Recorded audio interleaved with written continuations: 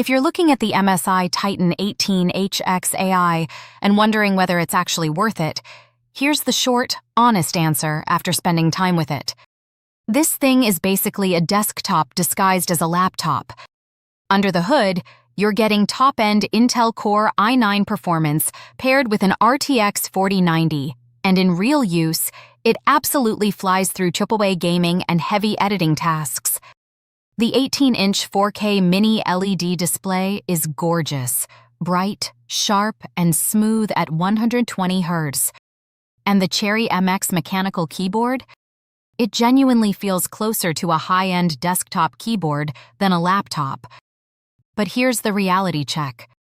It costs around $5,000, it's extremely heavy at over 3.6 kilon, and battery life is pretty weak. Think a couple of hours unplugged. Also, underload, the fans get loud enough that you'll notice. So yeah, it's insanely powerful, but only really makes sense if money and portability aren't concerns. Otherwise, a high-end gaming laptop, or even a desktop, will make more sense.